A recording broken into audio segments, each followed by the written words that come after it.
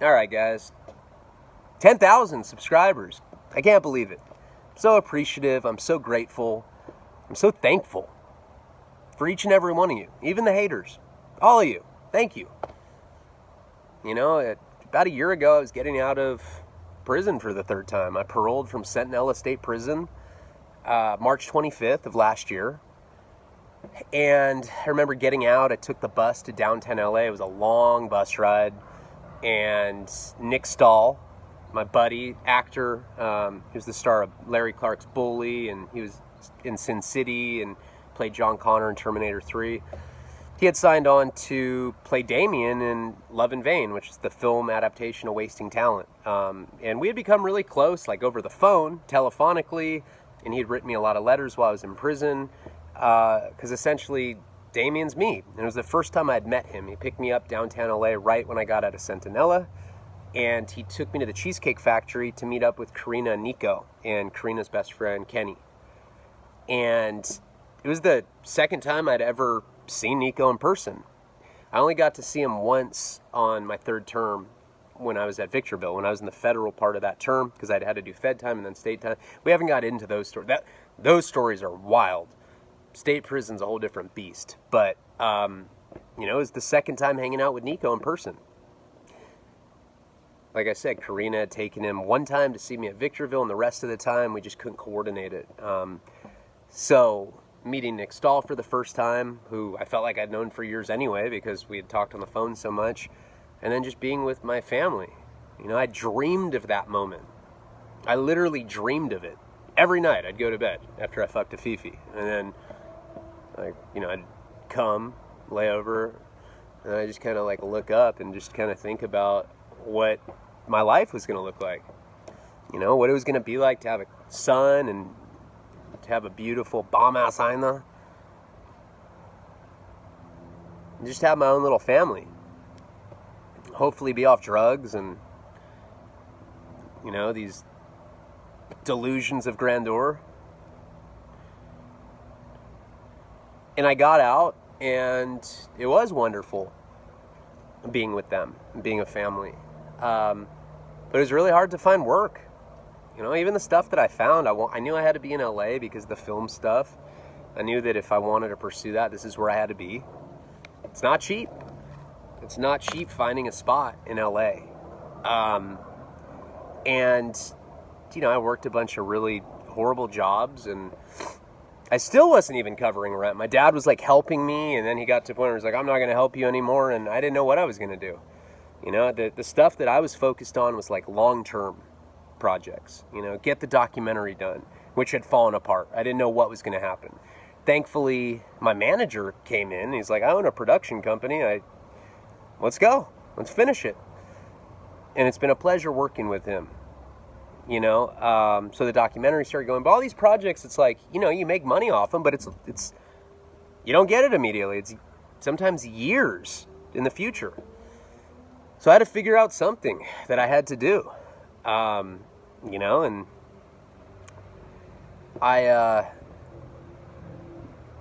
my good friend Seth Ferrante, filmmaker, he wrote and produced the movie White Boy that was on Starz. It's about to be on Netflix, documentary, and journalist. He'd cover me in Penthouse, Huffington Post. Really close friend of mine. I made him Nico's godfather. Seth asked me to be on Al Prophet's show.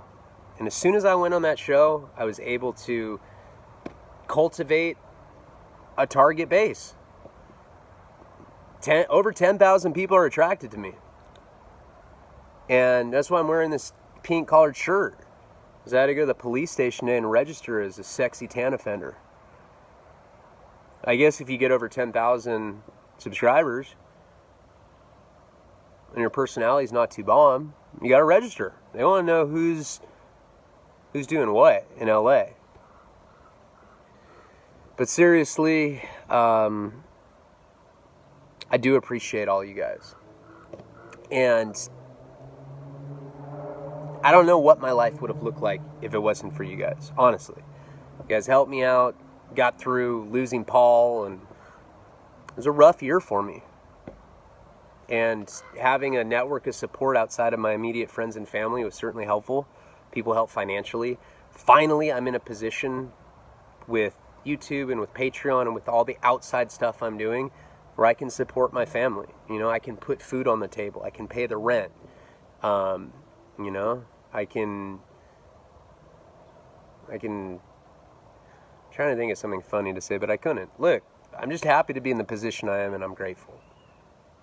So let's get into the story. I don't even remember where we were at. I'm at Lompoc, I know that. I know. The case manager called me in and was like, you know, it was telling me that my ex's mom had emailed and said that they shouldn't let me out because I was an abusive guy. And I abused not only my ex-wife, but her son. Total bullshit. Total bullshit. I never put hands on her. Ever. And I certainly didn't put hands on her kid. You know, she made it sound like I was like beating both of them up all the time. It's not true. I was a drunk, verbally abusive guy. You know, if the ego is burned, I'd be like, you slut. But the way that they framed it and the way that they'd always compose their narrative was that I was some dangerous guy. You know, I'm some dangerous, sexy tan dude. It just bombs on chicks, which isn't even true. Like, at least say something true. It wasn't. And that cost me an extra month in prison, which is crazy to think about it. Anyone can call anyone and be like, listen, I'm worried that when he gets out that he's going to slap my whore of a daughter around. Don't let him out. Because I think she deserves it. And then I stay in prison for a month? Doesn't seem fair to me. But it's what happened. So, I'm in a bad mood. I'm going through it. I'm copping an attitude with people. That day, we go on a lockdown. I don't know what happens. You know, I think I was out at the yard. I was doing pull-ups or something, and with my new little workout buddy. Hey there, little buddy. And they called a lockdown. So they locked us all, and you know, you never know how long a lockdown's going to be. It can be 6 hours. It can be 6 years. Pelican Bay got locked down for like 15 years or something. I think. I don't know. I'm a Fed baby. I don't know much about state. I only did about 8 months in that system altogether. On my last term, I did 16 months. 8 of it was in federal custody. 8 of it was in state custody. Some of it was at Wasco State Reception. Some of it was at Centinela State Prison. I don't know much about the state system, you know. I was in there for such a little amount of time compared to how much I'd done federally. So I didn't know what was going to go on. I was already in a bad mood. My cellie was some moron. And, you know, we're on lockdown, and lockdown sucks when you're, like, going through something like this. And, of course, I had sent her, like, horrible emails, you know, after she had been like, well, I want to separate. I think we should both fuck out other people. I'm like, well, that's convenient, honey. I'm in prison. I'm not going to have sex with guys. Unless I'm high on Wellbutrin or something. And they're just not hitting like that here. It's a dry spell. I was just in a bad mood. And then we go on lockdown, and I don't know why, and they give you sack lunches, so you're not getting normal food, and I hadn't gotten my property yet, so I don't have commissary food, and my cellie's eating, like, the most delicious-looking luxury cookies, and he's one of those guys that would eat it one at a time. Like, just savor it. He'd, like, you know, I don't even know what kind of cookies they were, but something like an Oreo where you can, like, take it apart, savor the cream. I'd watch him, like, thinly scoop it with his top teeth, be like, dip it in some milk that he had on ice, and just eat it. And I'm sitting there on the top bunk, my legs swinging like a pendulum, looking at him like, hey, man, you know, I don't say that. I'm just looking at him like, hey, man, I like luxury cookies, too. Nothing. You didn't give me anything. I'm the kind of guy, if I'm your cellie, I don't care if I hate you. I don't care if I'm celled up with Tom. I may. If I have a Jolly Rancher, I will bite that in half and give it to you. Anything I have is yours too. Half and half. Not this fucking weirdo. We're on lockdown. He's like 70 pounds overweight, smashing luxury cookies, and I'm sitting there like all heartbroken and devastated from what's going on. And he's having like some high-class picnic. I'm not invited. Ridiculous. He's rocking out to his radio, just ignoring me. He has a whole locker full of stuff. And remember, I transferred from MDCLA with atomic fireballs. But it takes a while to get your property. So I'm just sick over the whole situation. I don't know what's going on. They give you the sack lunch. It's like this bologna that's in some sort of liquid. It looks like formaldehyde. You know what I'm trying to say. The stuff that preserves like dead bodies. Formaldehyde. Formaldehyde? Is that how you said? I don't know. I've smoked the shit a bunch of times, and it's like comparable to smoking angel dust. It's pretty cool. A lot of times it's marketed that, well, this is PCP, and you smoke it, and it's definitely not like the powder stuff that I've smoked. Like, that's straight wet. It's pretty hardcore. We'll do a whole series on wet and the wonders and differences between formaldehyde and PCP. But this bologna comes in like this mummified shit, where it's just like some like nasty bologna juice. It's so gross. Like, it smells so rank. And like, Sally takes off his headphones. Oh, hey, Leone, you want some extra bologna, man? I'm like, no way, dude. Shoot it. Thanks, brother. He's like making a burrito, with like tortilla wraps and like good shredded mozzarella and like refried beans and jalapenos and banana peppers. You can have my extra bologna, man. Goes back to listening to his, whatever pop channel he's on. Sucked. So, the COs come by and they're like, step out. And we both have to step out with our hands behind our back. And they bring us into one of the counselor's office. Did you see what went down today in E unit? And we live in like J or K. I don't remember. I wasn't there that long. I think it was like K. J. It might have been J. I don't even remember. I'm like, no, we don't live there. You can't just go to other units like that. That's like super against the rules. It's like, why would we admit it even if we had? Sometimes you have to sneak into a unit to like, do a tattoo or hook up with a punk or something. Sometimes there's reasons to go into other units. Typically it's for hooking up with a punk. No, just kidding. Typically it's for getting a tattoo. If there's like a good tattoo artist that doesn't want to leave the unit, he just wants to tattoo in there, you sneak in there. And usually, you do it like with like a cop that just started working there so you can blend in and usually get it off. It's not a big deal. They're asking us if we were in this unit, and we both say no. And that was it. That was the interrogation. We're on lockdown for like 2 days. I'm just sitting in there, and now remember, Jamie Lake's supposed to be giving me morphine, twice a day or whatever. That's like part of my extortion plan with him. And now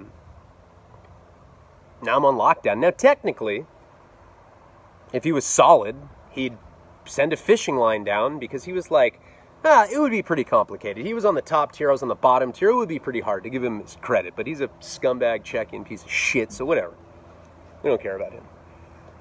So I didn't have any morphine, so now I'm even more bummed. I'm not high. This goes on for 2 days. We get off lockdown, and we find out that a Southsider got killed. Murdered. A homie got killed. Now, what had happened, I don't know how much I can really talk about this, but what had happened, from what I was told, is somebody that had juice in the Southsider car, daughter had been molested by a Southsider that was at Lompoc at that time. There was no paperwork on it, but this guy was a big homie. He had so much juice.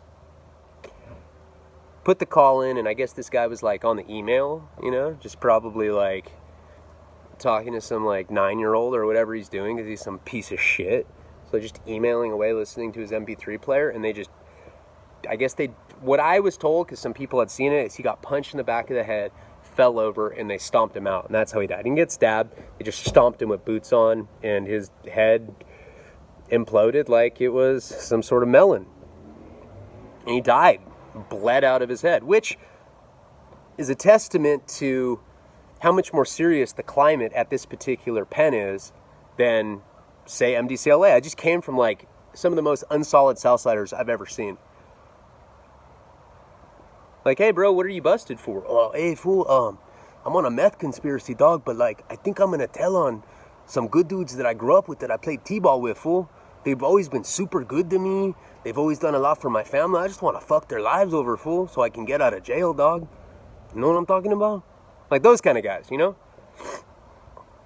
God, my nose, dude. So you think it's in you're like, oh my God, look at all that snot coming out. Oh, he must be on cocaine. That Patreon is definitely hooking him up with coke money. No, it's from chronic Wellbutrin addiction. It's from post-acute withdrawal, and it's from having a deviated septum. Jeez, I'm just having a hard time today. So this Southsider got killed. We were only on lockdown for 2 days. We get off, and I knew it was more serious. Now, I step out of my cell. Remember, these are the kind of doors where, like, the cop presses a button and they all open at the same time. All 3 tiers. It goes, or they do it by range, actually. Yeah, because he has to, like, they have, like, a control box, and, like, he'll press, like, C range or whatever, wherever you're living. And, like, you know, maybe, like, 20 cell doors open. It's, like, big, like, magnetic track doors. And when it's closed, it's like bars. Looks like, kind of like jail. Like, it's open all the time. There's no, like, privacy in these cells. It's not like these other prisons you've been to where it's, like, a door. It's like it's open bars. It looks like classic prison stuff you'd see in a movie or something. And I step out, you know, after they unlock us, and there's this black guy right next to me. And, you know, I mean, you see how I am on the channel? That's how I am in person. I'm just a goofy, dope fiend kind of guy. I'm not like some super, like, I'm not Captain Politics where I'm like, oh,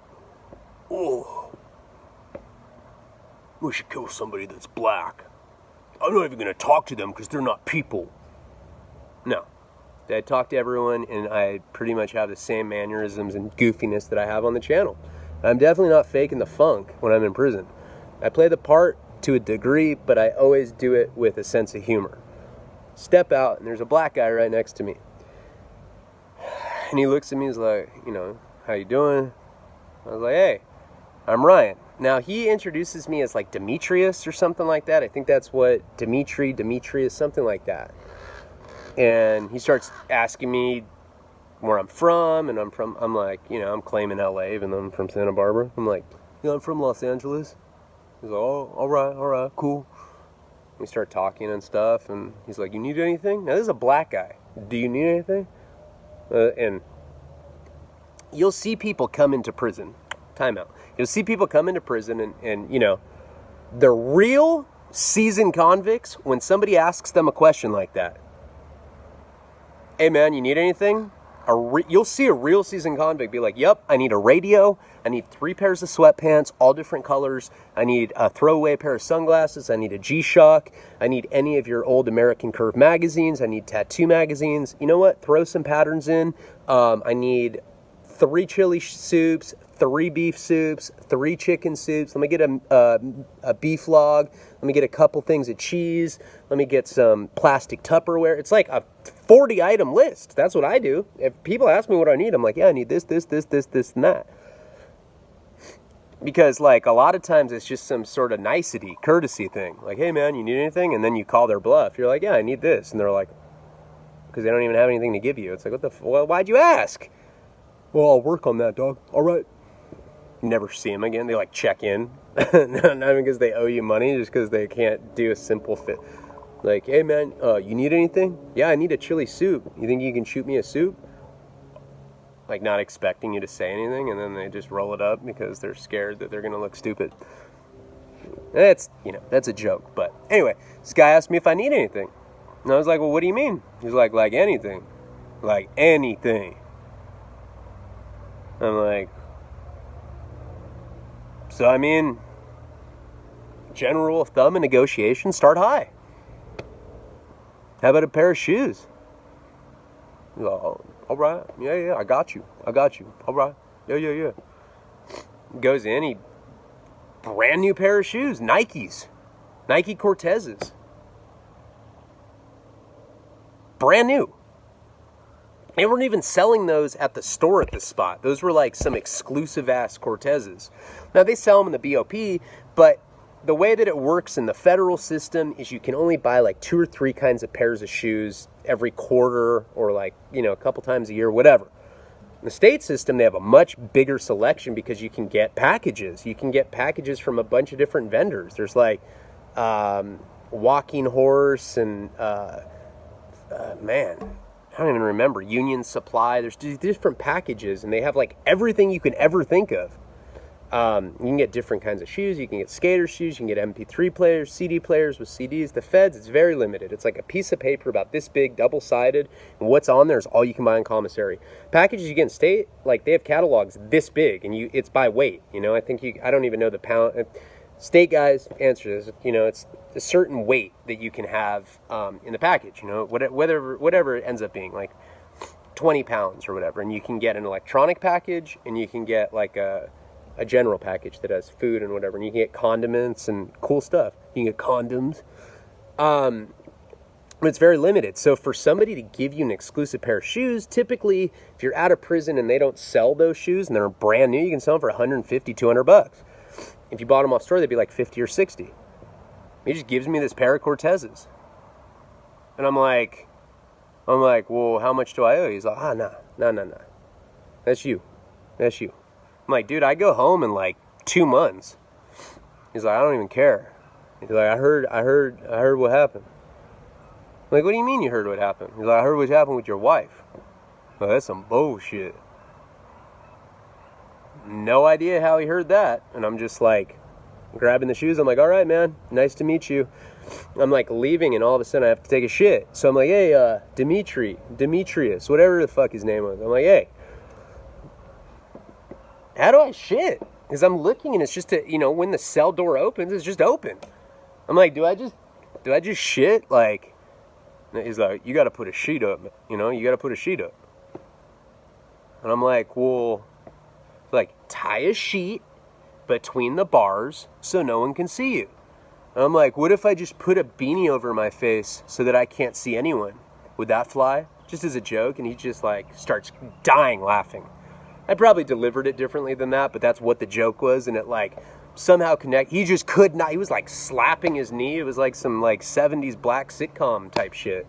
I was like, Jesus, man, it wasn't that funny. And he was like he's like choking on his coffee. He's like, he's like calling all of his homeboys over and like, he's like, say it again. Say what you just said to me. Say it again. And I'm like, instead of using a sheet so that I can take a shit, I'm just going to get a beanie, put it over my face so that I don't have to see anyone, and I'm just going to go for it. Or like calling people from, no, okay. It's going a little far. But no, he really thought that what I said was really funny, and he like really did call over people and like made me do it again. It's very odd. Anyhow, so Southsider was killed. So that's talk of the town at prison. And I go out to Yard, and I had, well, you guys are probably like, well, what's up with the morphine? Of course, the first thing I do is go up to Jamie Lake. And, extorting someone is something that I fundamentally disagree with. I think that that's not like a very nice thing to do to someone, except in like a situation like this. And I was really having fun with it. We'd go to his cell and I'd be like, hey, bitch, where's my shit? Hey, fucking punk. Saying it all loud. He'd be like, shh, Leone, come on, man. They don't know I'm a bitch at this spot yet. I'm like, well, you are. Where's my morphine, dude? And he's like, look, dude, I took one, but here, I saved one. Like, what do you mean you took one, dude? Checks out, words that poo-poo. So he gives me a morphine. And look, I'm not like a tough guy. It's not that hard to outfox idiots like this. I'm just using him for his morphine, and right before I go, I'm going to beat the shit out of him in front of everyone and tell everyone. But before that, I'm going to tell everybody what a piece of shit check-in he is and not to do anything because I want to get it, because it's my beef. But I want to get everything I can out of this guy. And he's not going to check in, because if he checks in, he can't transfer back to the low. The Lompoc Low with Jared Fogle, the fucking super solid chomo. Dude sounds pretty dope, you know? So anyway, you know, I go out to the yard after I do my morphine, and I didn't even slam it that time. I just crushed it up and I snorted it. And people were asking, well, what kind was it? It was the blue kind. I think it's 15. I'm not sure. You get a tolerance to them very quickly, you know, and I started realizing that it's probably better to sell those to do other drugs, because you can trade morphine for quite a bit of Suboxone. Suboxone's going to carry you a little further. So I had been introduced to this guy. He was like my size, you know, he's just some funny short guy. He was like the Joe Pesci, and I was like the Danny DeVito. I don't know. Anyway, we start working out together. Now, this is like some fiery short guy, but he's with the business. Let's just say that. He's one of those guys that just has a lot of aggression, and he scares people, and he, like, you know, he's always smoking spice, and he's just always kind of on some crazy shit. And so him and I don't know how, but like we just become workout partners, and it's me, him, and there's like another guy. The other guy's kind of quiet, he's got a goatee, kind of chubby guy, and then there's this like short, he's like my same build, short, stocky guy. You know, I wasn't in horrible shape. I mean, yeah, I drank for like a full year and hadn't worked out for a full year, but, you know, when you have muscle memory, you always see convicts, they always kind of have traps still, and they have shoulders, and like chest stuff like doesn't really go away. So you could tell that I used to work out. I just became increasingly more corny as time went on and I didn't work out. So him and I start working out together with this other guy, and he's basically telling me his story. What he's telling me is that the reason he's busted, I don't know what I did with my cigarettes. I'm smoking a refry. That's That's how you celebrate 10,000 subscribers. You pick up refries off the ground. Now, he tells me his story, and what he was doing, he had this scam he was telling me about. And he said it was working super well. He had found some supplier in China that would manufacture bootleg Viagras. Those little, they said Viagra or whatever, I don't know if it has a V or whatever it is. But it looked just like it and did the same thing. And I guess he was telling me Viagra goes for $20 a piece. And he would get these for like $2 or $3, and he'd buy like thousands of them at a time and get them for like $2 or $3 a piece all the way up. And what he would do is he'd go to country clubs and he'd go to golf courses, and he'd just like go up to these like old rich guys and be like, hey, you're paying $20 for your Viagra? I'll give them to you for $10 a piece. Half of what, and I can give you 1,000 at a time. I'll give you like a lifetime supply of Viagra. I'm like, well, how'd you know they need it? He's like, I just go in up to any rich old white guy. I was like, hey, man, does your dick still work? And they're like, nope. He's like, hey, I got a deal for you then. And he said that he was making a lot of money. And he said that he had a house in Vegas that he owned, and he had a house in L.A. He'd go party at nightclubs in Vegas, recruit girls, bring them back, fly them back to L.A., and he just kept, like, that was his life. Party with hot chicks there, party with hot chicks there, and he just kept going back and forth. The way he got busted is he was trying to expand his business and started putting ads on Craigslist. Like, hey, I have bootleg prescription drugs if anyone wants to buy one. A cop was like, what? Indictment, and he got like 7 years. So I was working out with him, and I was working out with, like I said, this other guy who was more quiet. Now, he had a very bizarre story. And, we all had girlfriends, or, well, I guess we all had its complicated statuses. So, short guy that I worked out with, I don't remember his name, but he's like, I'm with some Mexican chick, and she's been really good to me, but, yeah, I'm just using her for money. I was like, oh, all right, that's a super solid thing to do. And then I go to the next guy, and he's like, I'm like, what's your relationship like? And he's like, well, I'm married to a woman. She's a scientist, makes $140,000 a year, and we have 3 kids together. And I'm a junkie, and she's a normie. She doesn't use drugs or alcohol. And you know, I've been to prison multiple times. I'm like the screw-up. She makes money, and I just kind of am the guy that just nods out on benzos and heroin on the couch. And it's always been like that. I just keep making kids with her. And she just is so codependent that she doesn't ever leave me. And he was telling me this story about, he was at MDC San Diego, which is like MDCLA, but it's in San Diego. MCC San Diego, sorry. And what had happened is he had a cellie, this big old buff, hot tan dude. Seriously, how you describe him. He was huge. He looked like The Rock or something. He was like one of the biggest people I've ever seen in prison. He was just ridiculous. This guy was a cellie. And, you know, he's one of those, like, classic convicts that's... See what happens when you register as a sexy tan offender? He's like one of those classic convicts that's always running game on everyone, even their cellie. And he's like, hey, man, do you think you can get your wife to put, like, a profile up for me on writeaprisoner.com, which I guess is some pen pal prison service where, like, weirdo sociopathic women can, like, find guys that are in ridiculously good shape that'll be, like, loyal to them because they can't fuck women because they're in prison. And then these guys will just, like, use them for money. It's actually really evil, and I've seen a lot of people do that. It makes me think differently of people, too. They're like, yeah, that's my big lady. Got another 7 hundo on the books this month. They're, like, giving each other high fives. I'm like, damn, dude, I'm a scumbag, but, like, it's just, like, mean. I don't know. I'm not with that.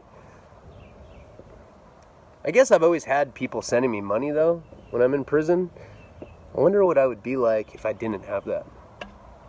Anyway, moving on. So, the big guy, the guy that looks like The Rock, told this other guy, like, hey, I'm trying to get on writeaprisoner.com. Can your wife set up the profile? Because this guy didn't have anyone on the street. So he starts, like, you know, filling out what his profile wants to say, and it's like some, like, I'm looking for a woman that I can take care of. When she gets home from work, I just want to take her shoes off, and I want to tickle them with seduction, enthusiasm, and finesse. Then I want to watch Friends on Netflix for 7 hours, and then just eat her pussy for the next 10 hours until the sun comes up, and listen to old 80s dance compilation tapes with her. Get her ready, take care of her and the kids, and to be a stay-at-home dad that takes care of everything while she's at work. Start the lovely cycle all over again the next day. Some crazy shit, some convict, you know, like, cooks up because they have all day to think of crazy shit like that to say. And I guess she got the letter, you know, and she's about to transfer it on to write a prisoner, and she's like, I want this guy. This is everything that you're not. This is what she's telling her husband. I want him. They, like, got in a fight about it. It's like, what the fuck? He's like, yeah. He's like, that was at MCC San Diego. I was like, well, what happened? He's like, well, that guy's here. I'm like, what? And this guy, this big buff guy, was at Lompoc. He's like, yeah, we wound up on the same yard, and now she's dating him. She left me for him. It's like, what? He's like, yeah, she's cool, though. She still brings my kids to see me. And one day she visits me with the kids, and then the next day she visits the big muscular dude. I'm like, dude, you're a bitch, dude. He's like, I know. And then they're like, well, what's your situation? I'm like, well, you know, I sent my wife, like, that I had only known for a week, that sent me a fan letter. I smuggled some tobacco in, made $3,000, and I asked her for money. She sent me $10. And they're like, oh, you're a bitch too. So pretty much the only guy that wasn't a bitch was the guy that was using his Mexican girlfriend for commissary money. But me and this other guy were just like, yeah, we are. So we're working out this. We just got off lockdown because some Southsiders killed another Southsider. And, like, you know, actually we didn't know if he died or not, but he got airlifted out of there. This is the story I heard. He got airlifted out of there and he never returned. Typically when that happens, they die, but they don't want to, like, cause panic or cause more issues, so they don't tell you. But if someone gets beat up, air flighted out of there, they typically return and have to go to the hole while they recover. If you never see them again, they're dead. And it's pretty much a rule of thumb for situations like that. So you know, this guy we heard just like died.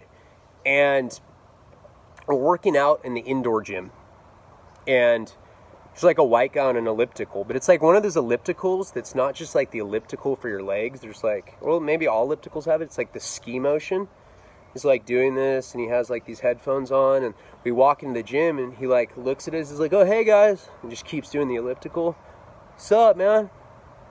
My workout partner's like, "Hey, what's up?" You know, he's all like super serious convict guy, and we go work out on the dip thing over there, like these dip bars. So we're just like, you know, this guy is doing the elliptical. And I guess some Southsider, the skinny Southsider guy, went up to the guy on the elliptical. So he's doing his thing, and he's like, "Hey," takes off his headphones. He's like, "Yeah, what's up? Hey, can I get next?" He's like, "Yeah, for sure, man."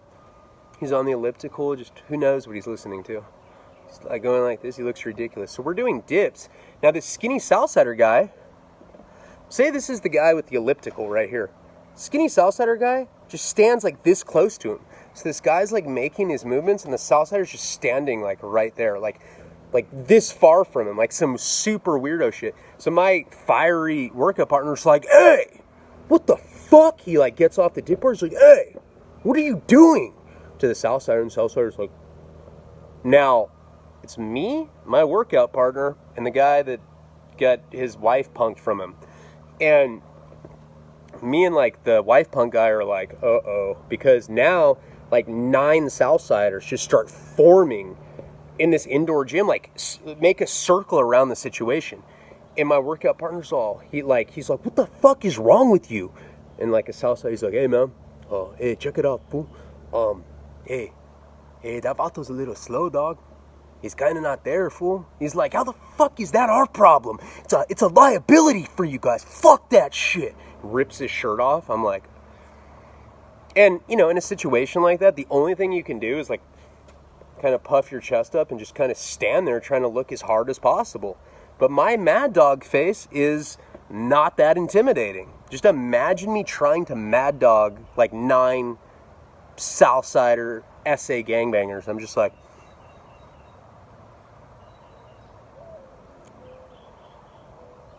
but they like actually are scary. And then like the guy with the goatee, we already know how he rolls. He got punked out for his wife via pen pal. We already know what time it is with him.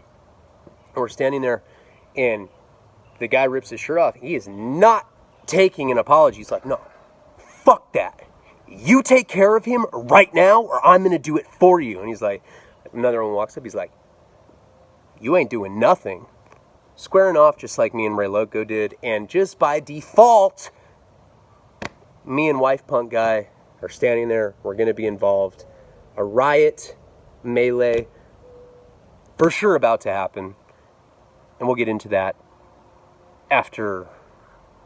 in the next video. Thank you guys so much. Thank you for the 10,000 subscribers. Like, comment, subscribe, unlike, like, comment. Patreon.com/RyanLeone. Thank you guys for all the support, your continued audience-ship. Certainly appreciate it on this end. Palabra.